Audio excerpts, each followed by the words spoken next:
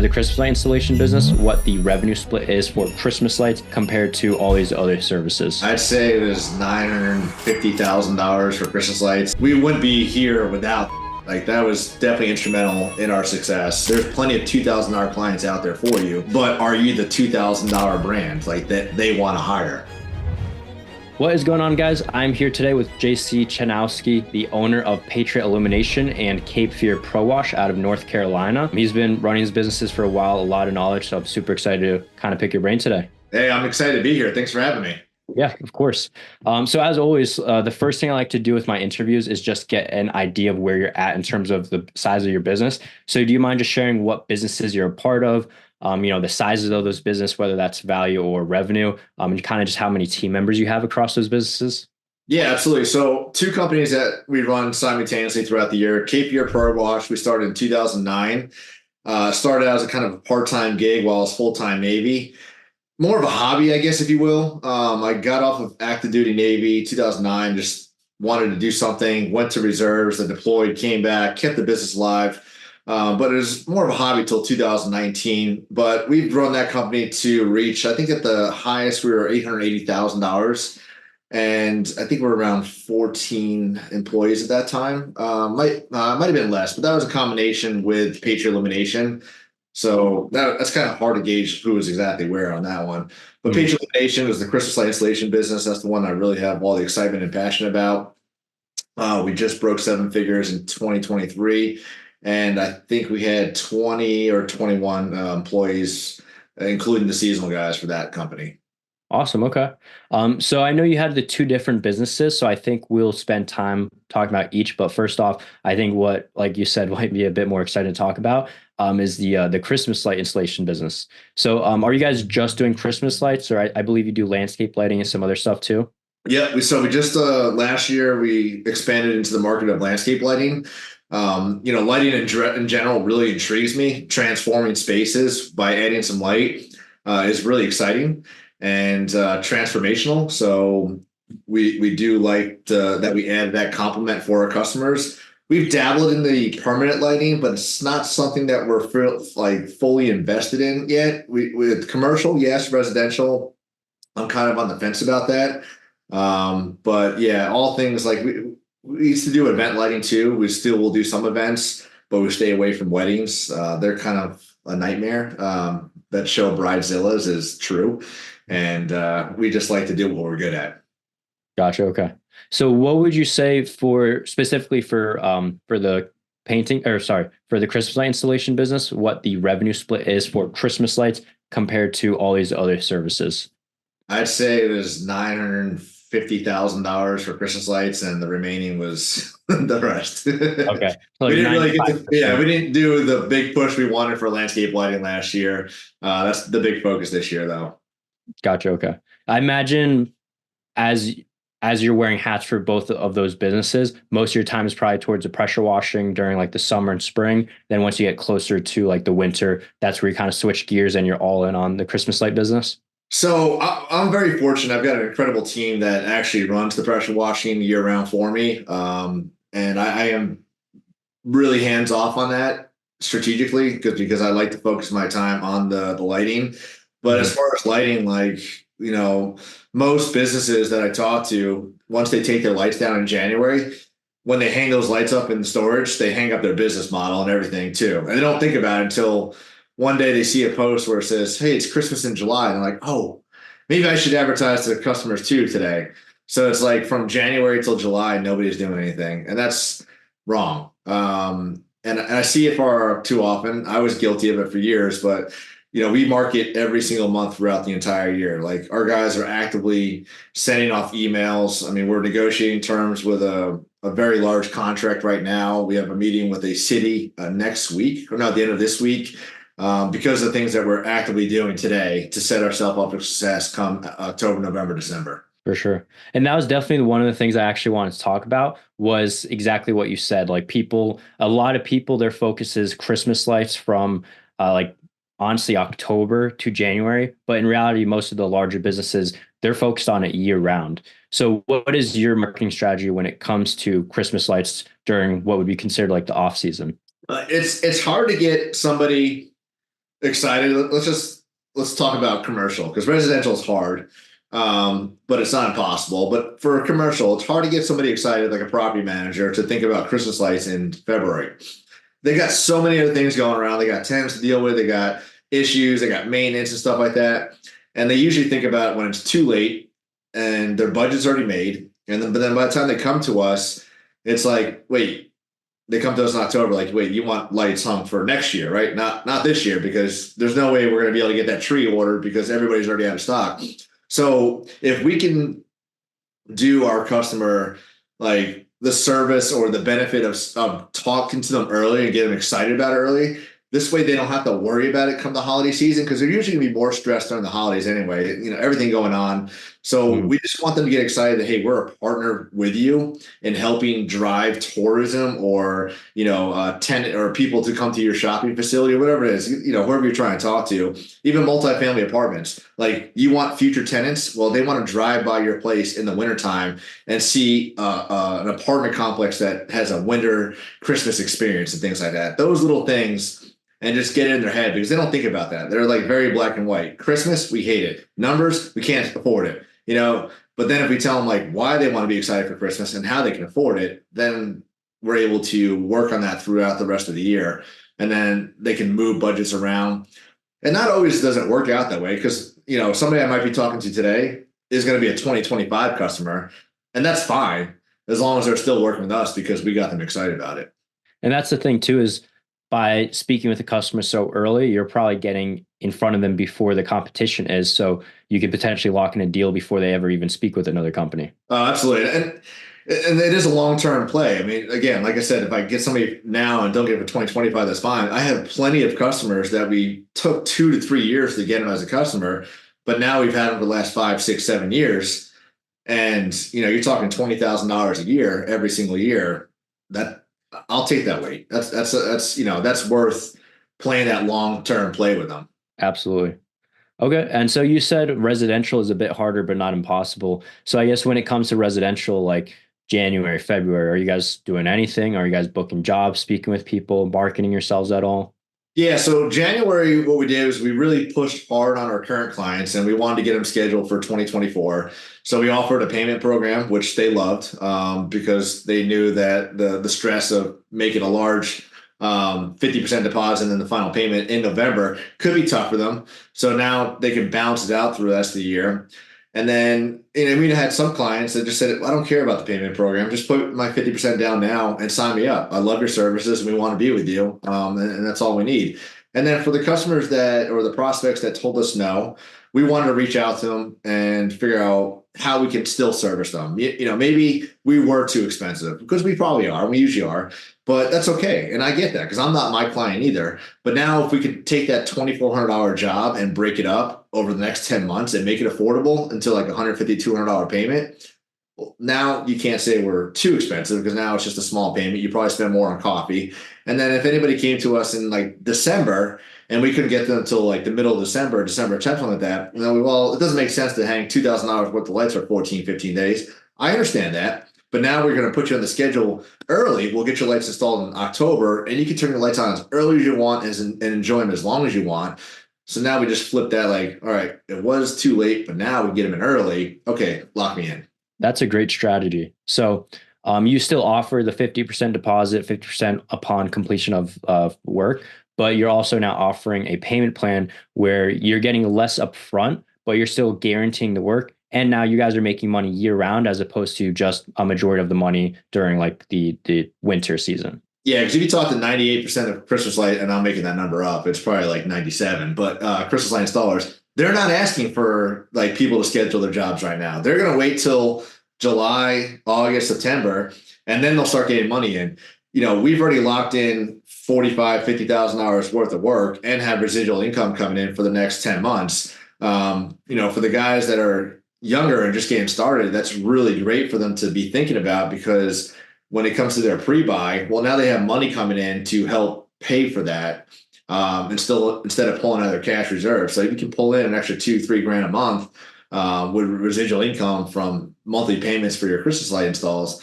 That's incredible. That's going to be a huge help on your balance sheet. Yeah. And that's something that every single person can do right away is they can reach out to all the customers, offer the same plan they would have if they were offering anything. If not, hopefully this pushes them to do so. But they can offer not just a 50% down, but now they can offer the payment plan. They can make money the entire summer as opposed to just now and then later. Plus, instead of getting a majority of their money in the last quarter of the year, now they're making money the entire year. Yeah, absolutely. It's not too late. And we're going to do another push for it too. We had a great turnout.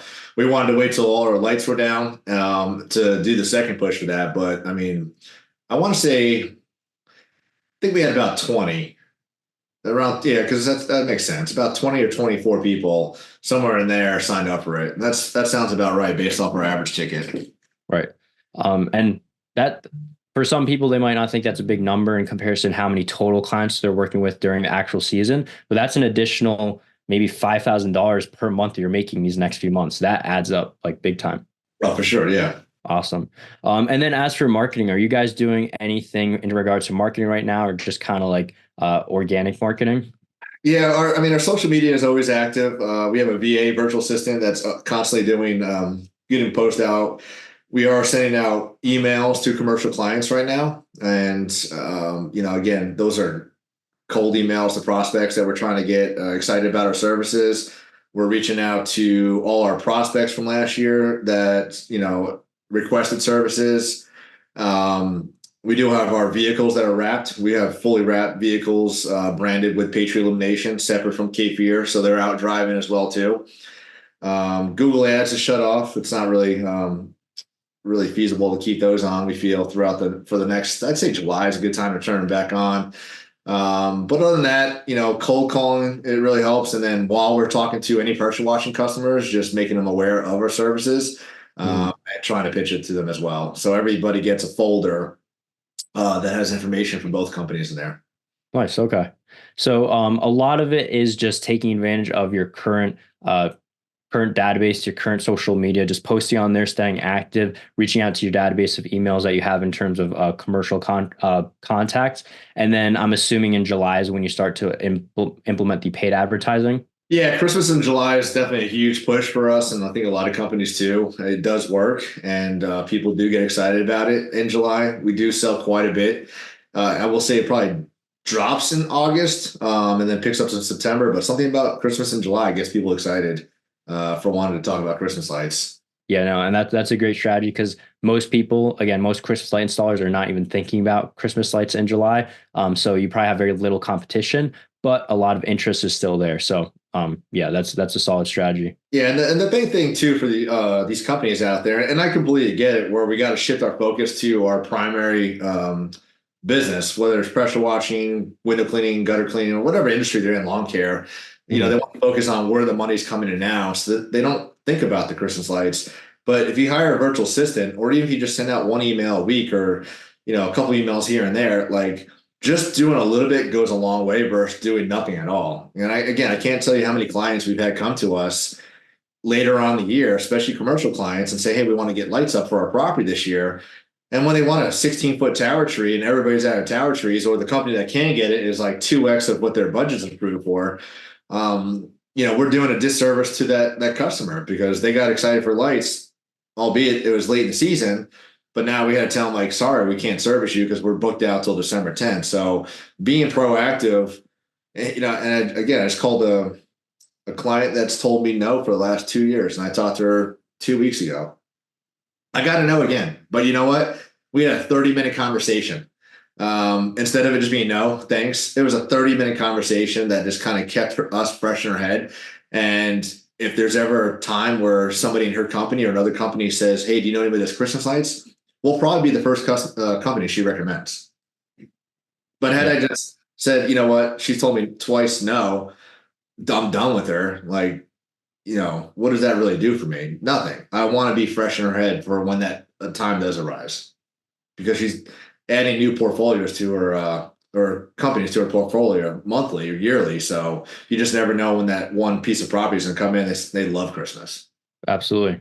And so the same thing can be said about the like the cold outreach with emails. Like you might not be getting the work right away. You might be being told no, but you're remarketing to them essentially. So they're seeing you over and over again. When they need this service, you're the company they're going to think of. Exactly. And the flip side of that is maybe they don't need it at their office or their business, but maybe they love Christmas and they want it at their house. I've had that happen before too. Yeah, yeah. I mean, all of them are homeowners. So That's right. same thing with homeowners. You reach out to a ton of homeowners, you're going to get some that end up being a property manager or something like that. Yeah, we have a lot of our clients, not a lot. We have many clients that we do their home and their business as well too. Yeah.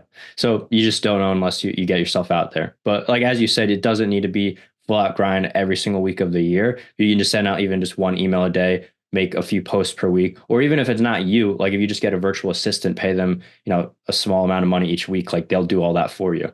Our virtual assistant, we hired an outbound, inbound call virtual assistant in October to offset our call flow.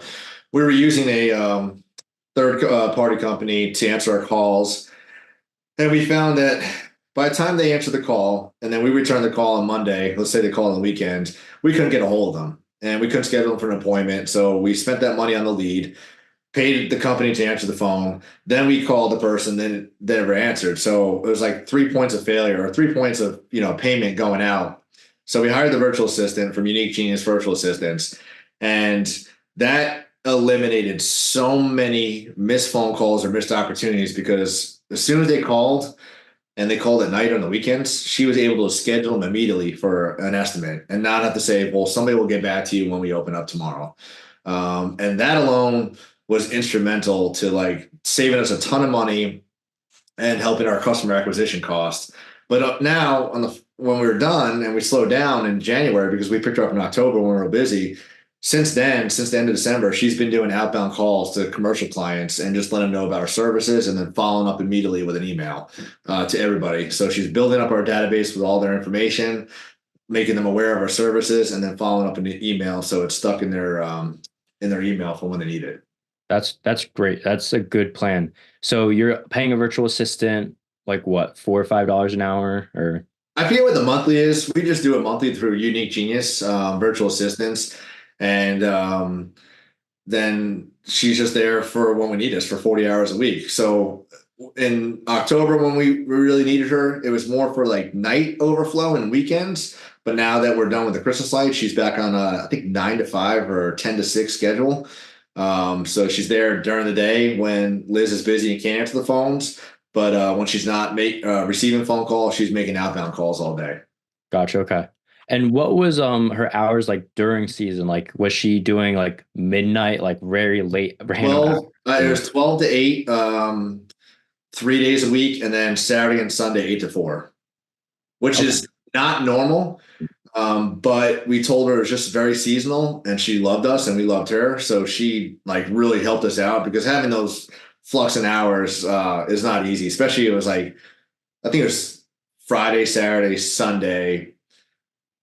Or I don't know. There was a split in the days there, but she really did us a huge help by doing that versus getting 2 different virtual assistants to work those hours for us. Yeah, and I mean that strategy alone, I'm not sure if you guys were able to kind of like look at the numbers and see what that return has gotten you. But probably you guys closed a decent amount of jobs just from the fact that you're probably the only company that answered the phone at that time. Yeah, absolutely. And again, we had a company calling or answering, but when they would get the information, it was just, hey, we'll call you back on Monday. And then we call back on Monday and then they wouldn't answer. Mhm. Or they might have just called somebody else that did answer on a weekend and then book services through them. So by automatically getting them on the schedule to get an estimate, yeah, like I said, our customer acquisition cost went down quite a bit just because of that alone. Yeah. Wow. Okay. And so at this point, because obviously it's different time of the year, is she still answering some inbound calls, just not as much or? Yeah, well, now she flipped over to the wash side. So she's doing work for both Okay. companies, for KPR Pro Wash and Patriot Elimination. But now she's doing all outbound calls for commercial clients, reaching out to like multifamily properties or anything I give her and say, hey, this is what we've been working on. I had a call with her on Thursday, and she's just like the most excited person. I'm trying to give her a task. And I'm like, I'm excited just giving you the task looking at you. She was so happy and just joyful person to want to be able to help provide for the company. That's awesome. And that's the type of people you want on your team, the people that are excited to show up every day. Yes, absolutely. And that's all about culture. Yeah. Which been interviewing a lot of guys, and the one of the I'd say the main factors of success in every single one of their businesses is the fact that they have an amazing culture that people actually want to show up and work for. As opposed to like a lot of other guys, like their retention is terrible. People don't want to work for them because they're just shitty boss. They don't have a nice environment. So it's clear like something like that where someone is excited for you to tell them what work they're gonna do. That's awesome. Yeah, when I used to interview for hiring, it's one thing I tell everybody is like, I want you to want to come to work, not feel like you have to come to work. And that mindset alone, if you get excited to want to be there, then the day just gets easier. Then it's not really a job. And I want you to have fun. It doesn't mean just because a job doesn't mean we can't have fun. We got to be safe about what everything we're doing. But that's culture is really important for us at our office. And um, when you see high turnover, it's usually too poor leadership, micromanaging, poor communication, poor culture, and it's not always what the owner is pointing the finger at, which is the economy or people don't want to work. People do want to work. They just might not want to work for you. So it's for the business owner to take a step back and do a real deep self-assessment on themselves. And I also recommend having a trusted friend come in there and evaluate you too and give you honest feedback. Be open to criticism, but would you want to work for yourself and do that honest assessment? Because if you wouldn't want to work for yourself, then why is anybody else going to want to work for you? But you got to be real critical and honest with yourself. And it's hard. It's very hard. It took me years to get that right. And we do have very little turnover. I mean, did we lose one? No.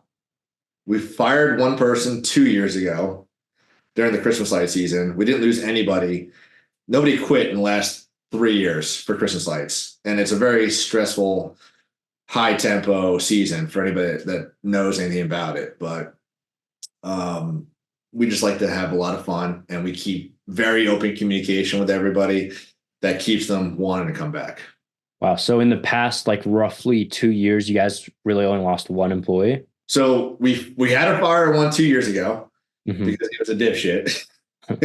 I mean, the complete idiot. And it was a safety issue. Like, I mean, the guy was walking around with a ladder around his neck, like he was joking around. And that wasn't the only situation, but then he left. But in the last 2 years, nobody has quit my company because they didn't like the company. They've only quit to go to a better company that provided more money financially for them, which I was excited for. And we want people to grow personally and professionally when they come to our company. And I know that Cape Fear Pro Wash and Patriot Elimination is not the end all for anybody who comes here, but as long as they can leave with better work skills, become a better leader, because we teach everybody when they start, you can be a leader. You don't have to wait for certain criteria. You don't have to be a manager to be a leader within our company. And they can just take those life skills and pass it on or use it someplace else. Then we're excited. But as far as like anybody just up and quitting because they say we suck, that doesn't happen. Wow. Yeah, that's super impressive. So props to you guys for being able to retain employees to that extent. Once you realize how much an employee, or I like to use the word team member, um, cost to train them and how much they can make you, like you want to invest your time into them so you're only training them once and you're keeping them and they're excited to be there, and then they become your number one recruiter to get other people to work for you. Yeah. A lot of people don't realize how much money it costs them to train a new employee, and then they're training a new employee like every 2 months, every 3 months. If you can just train them once every 2 or 3 years, like what you're explaining, like you're going to save yourself so much money. Yeah. My operations manager, this is his 5th year with us. Uh, administrative manager, this is her 3rd year. 2 technicians are 3rd year. My sales guy 3rd year. So they stay a pretty long time. Yeah, I definitely want to dive into a bit more about that and how you've been able to retain them for so long. But before we move on from the topic of like the commercial work and like the cold outreach, I want to dive into that strategy a little bit, if you don't mind sharing kind of like tangible steps someone listening could take. Like how could they find these people, the contact info? What should they say on the phone call? What should they say in the emails? Like anything you're willing to share in regards to that. Yeah, absolutely. And there's there's companies out there that you can buy a list from and get all the information. They're good, but they're not great because oftentimes there's going to be a lot of emails that don't work and they bounce, and that could really do some bad things for your email and put you on the spam list. So we don't want to do that. What we like to do too is we like to target specific industries. And I'll give the gold nugget that I love giving. Let me see. How do I want to do this?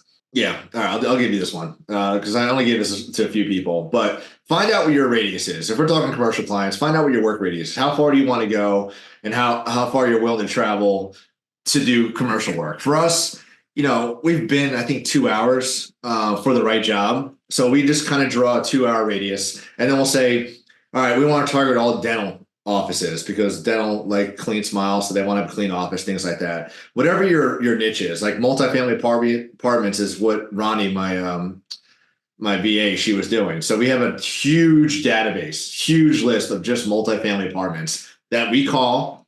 And then we'll verify their information on the website. We'll call. We'll ask to speak to the property manager. We don't always get that person because they hate when they get these calls for soliciting.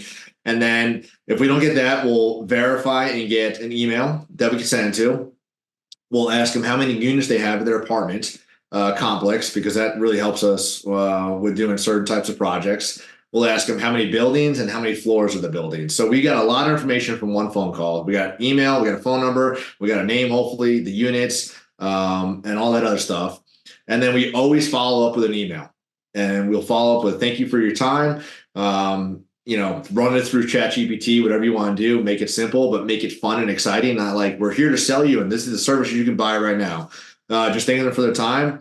And now we have a verified email and all their apartment information, and we put that in our database. And then we'll just constantly kind of go through it and follow up with them every quarter and see if there's anything they need because things change. And so are you then, since you guys also offer pressure washing, are you offering them both services in these cold calls?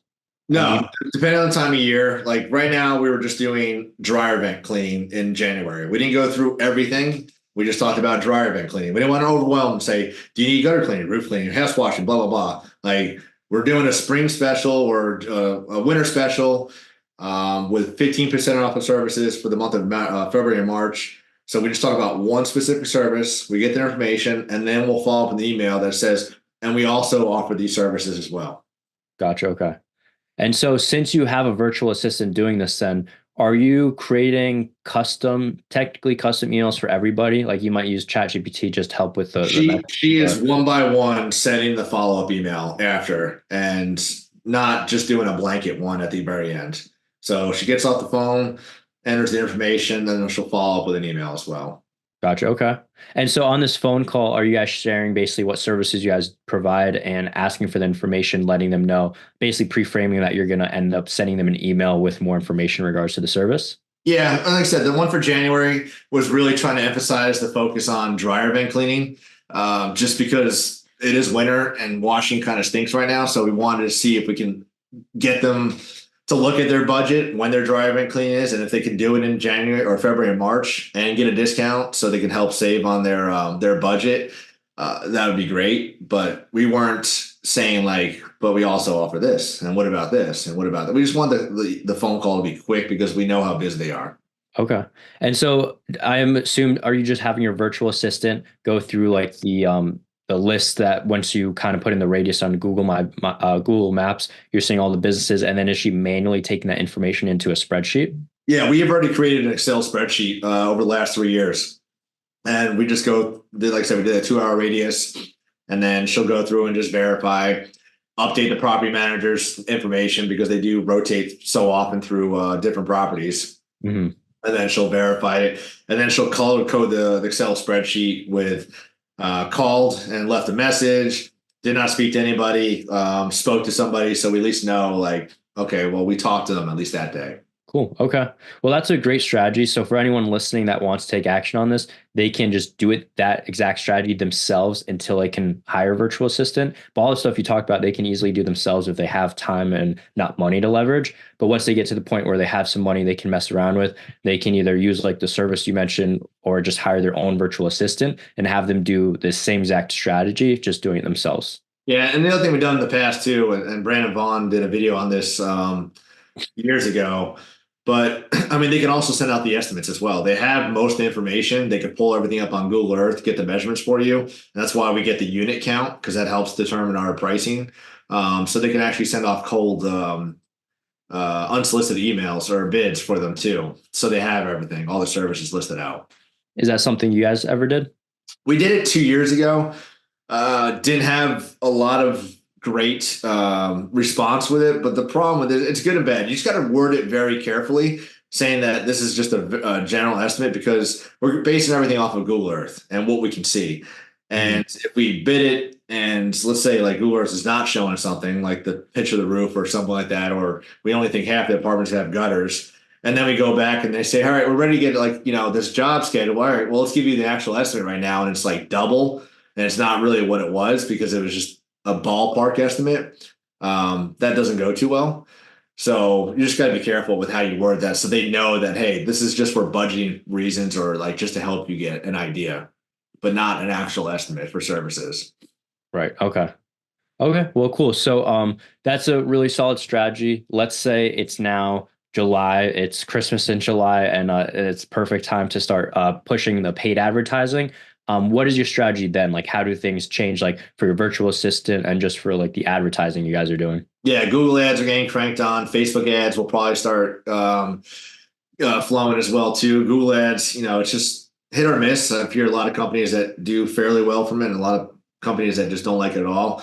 We're kind of in the middle, but understanding that like just because we spent money on Google or Facebook ads and nobody said we saw you on Facebook, that doesn't mean they didn't see us on Facebook and then they didn't see our yard sign, then they didn't see our vehicle wrapped, and then they were on Google and found us, but then when they clicked how'd you hear about us, they hit Google, but they didn't tell us about the last six opportunities where they saw us. So take it for what it's worth, understand how many touches we need to hit a client before they actually call us. So I'm sure they saw your Facebook ad, but that wasn't the trigger for them to say, hey, today's the day I need to get Patriot Elimination to come do our lights.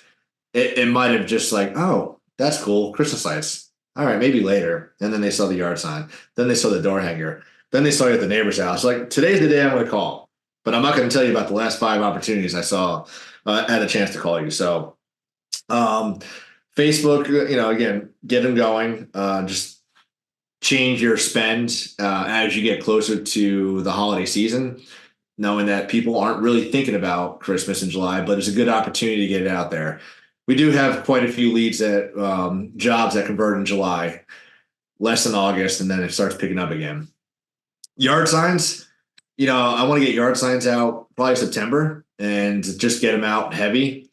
Our vehicles, like I said, they're already branded and wrapped, so that's just easy. We can park them someplace. Our sales guys are driving them. We've got box trucks, transit vans, ProMasters, trailers, you name it, so they can just pull around anything, and that's great for branding and marketing there too. And then following up with old customers, even the ones that told you no in 2023. Well, they still were your customer in 2022. Maybe they told you no because they were traveling or they just couldn't afford it. So we want to follow up those customers and try and get locked in as well too. Okay. So you guys are scaling it up a notch in July for the Christmas and July special, but not fully. August it slows down a bit, and then September is when you're kind of going all in and turning up all dials. Yeah, yeah. I mean, summertime is slow, just everybody traveling. But once they're getting back into school, Mm. um, and we can see it like October 31st and before. It's like, all right, we're getting calls, we're getting leads coming through. But like November 1st, once Halloween's over, it's all of a sudden the Christmas like hat comes on for everybody, and then the lead flow is just like through the roof. And if you don't have the operation set up to be answering those phone calls, you're just wasting a lot of money at that point. Okay. And by the way, do you know like what the revenue split is between like new customers and recurring customers? I do have that number. I can probably get it to you to leave with somebody. I just don't have it right in front of me right now. Okay, that's fine. I was just curious if like each year you guys are like your goal is to mostly retain customers and add 10, 20%, or like you guys are heavily bringing on new customers each year? I'm sorry, what was that? Like I was wondering if your goal was more so to kind of retain as many customers as possible and just bring on additional 10, 15% new customers each year, or your goal is Yeah. to heavily bring on new customers. Yeah. So retention is huge. You save a lot of money, and make a lot more money with retention when you retain your customers because the lights are already cut, they're already installed. So now we're going back and reinstall them. So, the cogs are just labor, fuel, insurance, things like that. So yeah, retention is huge and try and do that. It is getting harder and harder with the amount of companies that are out there now and starting up every single year. They're just doing the services cheaper. And the clients sometimes will just go for the cheapest service, and that's fine. Maybe they're not our customer anymore. They were 2 years ago. But that's why it's important to kind of touch base with your client throughout the year to keep them excited about hey, we're still here, because a lot of these companies will come in for a year and then they're gone. And then we get a call in January, hey, can you come take the lights down that XYZ company put up for us? They're no longer they're no longer working. So retention is very, very huge. Referral marketing is incredible too. Customers like people that they know, like, and trust. And if we get referred by a customer that's been with us for 3 or 4 years and they rave about us every single year, we're more likely to close on that customer, and we didn't have to pay for, a Google ad or a Facebook ad to get that customer. So that really helps. And we do $50 gift cards to steakhouses for any customer who refers a customer and they book. So that's a huge benefit as well too. But that's the focus this year. Is what we want to do is we don't. Oftentimes you hear like, hey, I want to add 400 customers. I want to add 300 customers this year. Like, I don't care about the quantity of customers. I care about the gross revenue from those customers. So, we know our average ticket is $2,000 for residential. So we'll base off, like, we want to add $100,000 of residential customers this year. So that's roughly 50 customers for us to do that. So then that's how we break down our numbers. This year, we're not trying to grow past 7 figures anymore.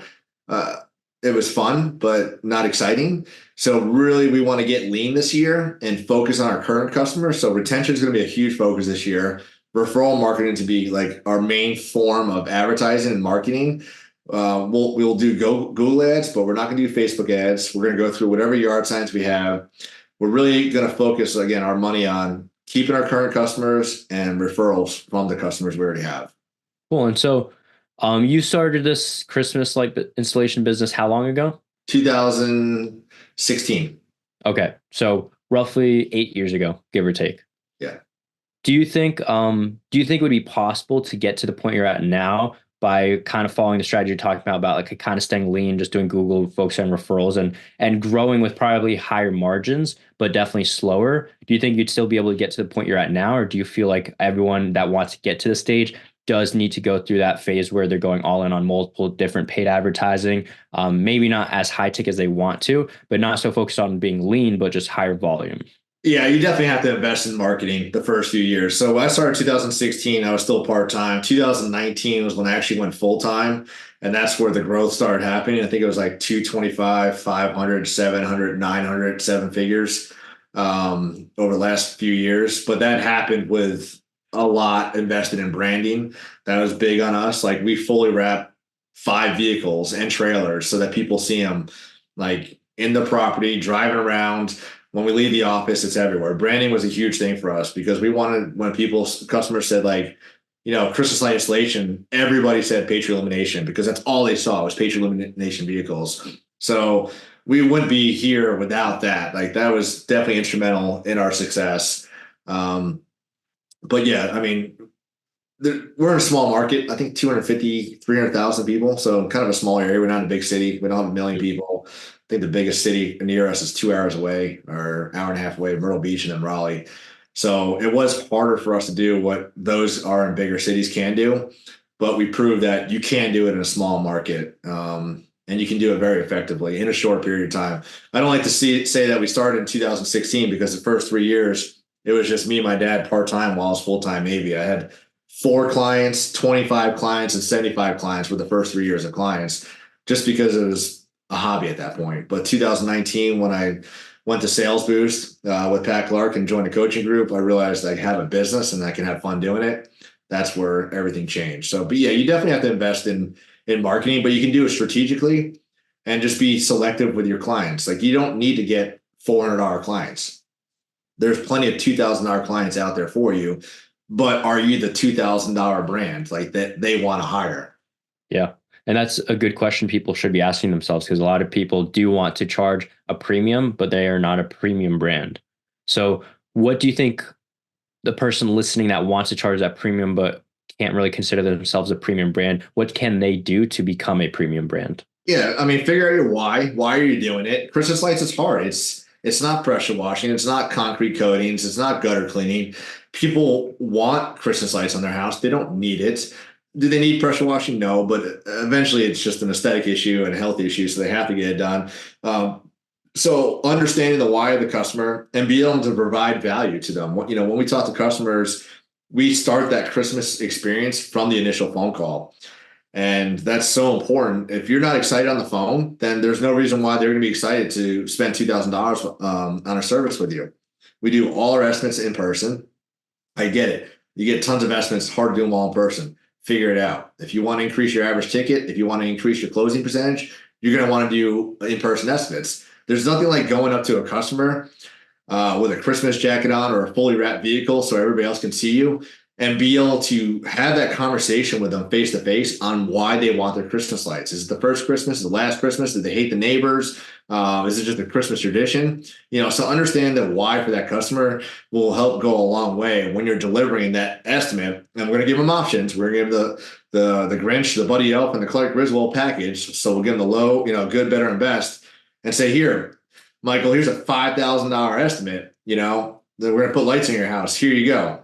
Well, that doesn't sound exciting. All right, Michael, I'm going to give you 3 different options today. We're going to talk about what you asked for and then some other options that we feel is the best fit for your house to give you the best Christmas light experience during the holiday seasons for you and your kids.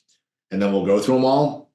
And we've already talked about everything. We pointed to the roof and we showed you, hey, we're going to put Christmas lights up on your roof over there. We're going to come down here. We're going to put a 48-inch wreath up on the peak over there with a red bow. We're going to accent your garland with swag garland over here, some ground lighting around the bushes over here. So we pointed, we showed, we had you visualize everything. You had our lookbook. And then when I show you everything, you're like, oh, man, I really can't afford that $5,000 package. But I really love the garland and the ground lighting. Well, let's just take away that, and then we go down to the Grinch. Oh, yeah, but I don't want that one. I wanted that. So, they visualize, they see it. Now they get past that price objection, and they're like, all right, let's go ahead and do it. But if I just send them an estimate and say, here you go, just let them know you're ready, well, where's the value in that? Yeah. So that's huge, because a lot of people, they send one price, they're giving the customer a yes or no question. But what you're doing is you're giving 3 packages. Now it's not a yes or no question. It's a which option of the 3. So now they're going through the 3 options. If they have a big budget, they might go for the highest. If they're tighter on money, they'll go for the lowest. But now they have multiple options that might better suit them. Absolutely. Awesome. And they love it. They love it. Did we get everybody? No. It's still a very low closing percentage service. But when we do get them, we're getting them at a higher ticket price. So that average ticket is so important. I mean, I talked to a guy a couple of weeks ago, and the first thing he said to me is I had 900 clients. And I knew right away that this guy did not do over 7 figures, just the way he said it. And I think his average ticket was like $550. And I was like, that's your problem, man. I was like, you work your tail off all day for 900 clients for $550 because he sells the lights versus leasing. That's another, big issue too for all these clients or companies. So understanding that's part of the value, the lease model versus sale model. What are the customer getting?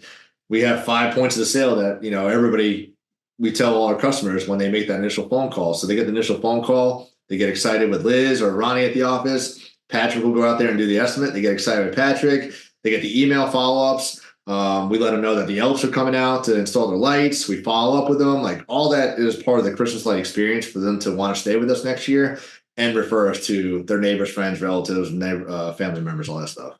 Yeah. And just the verbiage, throwing in, naming your technicians, the elves, naming the different packages like the Grinch, and you had a few others, just subtle things like that make you stand out so much from the guy that is very very negative and very like just throwing out a quote, not really wanting to do his job, it makes you stand out a ton. Oh yeah, and it's that's in our estimate too. I mean, we got Christmas emojis that says Santa. Don't forget to leave your cookies out for Santa on Christmas Eve. Like it's all throughout it because we want them excited. We want them as like it's very expensive, but we love you and we want to use you guys Yeah. because we know we're gonna get the best value. Absolutely. So you mentioned your process versus other people selling the lights, and you're not a fan of that. Instead, what you do is a lease model. Can you kind of explain the difference and then the pros and cons of the lease model? Yeah, so with the lease price, I'll talk about the lease first, and I'll talk about what I know about sales because we don't do that model. But so with lease price, Michael, if I give you a price today, your price is $2,000 to hang your lights. If you want to install your lights next year, it'll be $2,000 again, unless you install your lights in October. In October, we'll give you a 10% discount for the first 2 weeks of October, or a 5% discount for the first or the second 2 weeks of October. That's the only discount that we offer now, and we get a little bit of objection like, well, I already paid for the lights and you already installed them. Why the same price? And we talk about, we lease the car, same price no matter what. If anything goes wrong with your lights, we're going to replace them absolutely free. No additional cost to you. If we come install the lights and a strand is broken, we're not calling you and say, hey, Michael, you owe us, $50 for the strand of lights. No, it's part of your leasing package. So you have nothing to worry about throughout any part of our service with you as long as you're a client with us. Over the years, we will do a price increase based on the economy and everything like that. And especially for the newer companies out there, year 2, 3, 4, you realize like, dang, I really charge like that customer like a really low price. Year 3, I better bump that up, but we want to keep them, so we'll keep them the same price. So that's the leasing model. So year over year, it's $2,000 or $1,800, wherever it is in that thing, but 2,000, 2,000, 2,000, 2,000. So that lifetime value for that customer is incredible. Getting $2,000 every year. I installed it for $2,000 first year. It took me 4 hours to do it. I'm going back the second year. It's $2,000. It's probably going to take me 2 hours to do the install. That's a good day. If I sell the lights to you, I'm probably going to sell the lights to you for $2,700 the first year, so higher upfront cost. But when I come back and install your lights the following year, it's at a very reduced price. So somewhere around, I don't know the form list because I don't do it, but let's just say around $500 to $700. So now I got your $2,700 the first year. But now I'm coming back and installing your lights for $500. So now I'm out $1,500 versus the leasing model. And then if anything goes wrong with the lights, you bought the lights from me. You didn't lease them. So now I got to come back to you and say, Michael, your lights are broken. You got to pay for new lights. Or the flip side of that, I've heard a lot of companies lately I've talked to, which completely blows my mind. They never charge their customer for lights repairs. So they're coming back every year for $500-$600 and replacing all the lights for free because they don't want to tell the customer, hey, give me more money. And it's like, well, now you're just losing money. So now that job, the $500 install was probably really $400 because you replaced $100 with the lights. Mm-hmm. So with the leasing model, we're consistent year over year at a higher price. The customer gets more value because they never have to worry about anything. And they love it. People like peace of mind, not have to worry about anything like that. So if I can say, hey, Michael, just trust us. We'll install the lights. You have nothing to worry about. If anything goes wrong, we'll come back and we'll take care of that and no additional charge to you. Now, if something's stolen or vandalized, it's a little bit different. And that's in the fine print that they sign and agree to. But for the most part, that hardly ever happens. And when we're coming back there and we're fixing the lights and the guy who bought the lights, his lights are still broken, but Michael, we're back at your house because you lease lights for us and that's part of our service. And your lights are working, well, now you're happier, and the customer next door is wondering why they don't have the same service. Right. Yeah, and it's interesting too because the more you can charge, you're right, like people are afraid to charge more, but the more money you can charge, the better of a service you can provide. Like if you have the margin where you have the wiggle room, if the lights break, you can replace them easily. But if you're charging so little where even something as little as replacing lights will like make you lose money on that customer, then that's just not sustainable. Yeah, and our purpose, our vision is to light up every house we can. Lights bring smiles and happiness to people around the holidays. Grew up poor myself and weren't fortunate enough to be able to put all these cool lights on our house, so we had to drive around and look at them. And now when we hang lights, I hang it not only for the customer, but knowing that somebody might be driving home that couldn't afford lights and happened to see one of our jobs and gets a smile from that, or some family that couldn't afford lights is doing the same thing I did as a kid and driving around and sees all the lights that we're putting up for neighbors and all these properties around town. So the more properties we put up, the more opportunity to make others happy. But knowing that we need to stay profitable and make money during the industry, we do give back to the community a lot. We do 5 houses during October for breast cancer awareness for free. We light up houses throughout the winter, Christmas holidays too, as well for free. We always do these campaigns to just find out who needs some extra Christmas spirit. So we give back as much as we can, but we can't do that without our current clients keeping us busy. Yeah, absolutely. And that's great too. Like even the people that aren't customers today, they might be driving by your customers' houses thinking one day I want my house to look like that. Could be 5 years down the road, but they might end up being a customer with you for a decade after that point. Yep. Yeah. But yeah, I know we're kind of down to the last few minutes here. The last thing I was curious about that I wanted to ask you about was so you have the Christmas light installation business and you have the pressure washing business, but they're separate entities, they're separate companies. A lot of people are kind of just having that one business with all these services under that umbrella, but you decided to separate it. I'm curious why you did that and like kind of what the benefits or cons you've seen from doing that was. The cons was just trying to figure out how to separate everything, having separate payroll, having separate insurance. So that took a while, living in the same building, sharing the same internet. Like that was painful going through it, but we worked with our accounting company to kind of code that out throughout the year. And then payroll, they clock in on one company versus the other. Main reason for that was knowing that I wanted to sell Cape Fear Pro Wash one day. So to have both books separate makes it easier to sell versus trying to say, hey, we have a 7-figure company, but only part of it's for washing. So you can't have this, you can have that. The other thing too, why we really separated the businesses years ago when we started Patriot Elimination, we want to be the experts in lighting. Nobody's calling a pressure washing company to hang Christmas lights. We're calling a pressure washing company to light our house. Not saying that there's anything wrong with that because for years we were Cape Fear Pro Wash doing that, but we want to be the experts. And that's part of the value we deliver to our clients is being the experts in illumination. We're not the Christmas light experts because we're Patriot Elimination. So we offer all lighting services. That's another thing people, as they start their business, they're like, all right, I want to be Michael's Christmas light company. Well, great. Now you're the Christmas light company. But if you want to start landscape lighting, well, you're still the Christmas light company that offers landscape lighting. And you want to do event lighting. Well, you're the Christmas light company. But if you're Michael's Lighting or Michael's Premier Lighting, now you're the lighting company that offers services. So don't be so closed-minded to say like Christmas lights is it. And I'm never going to do anything else because I promise you, once you start doing Christmas lights, you're going to want to do landscape lighting. You're going to want to do event lighting. So don't pigeonhole yourself into like one niche service. Open that to expand in years as you grow it. Okay, so that makes a lot of sense. So because one day you do want to potentially sell the business, you want to have them as separate entities so you can sell that business, but that doesn't necessarily mean you have to sell the other business, right? Yes. If your goals were different and you didn't have intentions of selling either, do you think you would follow that same approach still, or do you think you would keep them under the same business? No, I'd still separate it. Yeah. I wish I did it sooner, to be honest with you. So even though it kind of took some work to like, is a little messy at first, you would still say it was definitely worth separating it? Yeah. Yeah. It helps you understand your numbers better. Yeah, that's true. All right. Well, cool. So that was all my questions. Really appreciate you for hopping on. I mean, that was super valuable for anyone. There's a lot of guys that are watching this that during the winter, it's super slow and they offer pressure washing the rest of the year. This should be very helpful for them to be able to get into the business and, or if they already have the business, just start growing it a bit quicker and just more efficiently. But with that being said, for anyone that, wants to learn a bit more about you and what you're doing, where could they find you online? Social media, JC or Jared Chanowsky on Facebook, JC Chanowsky on Instagram.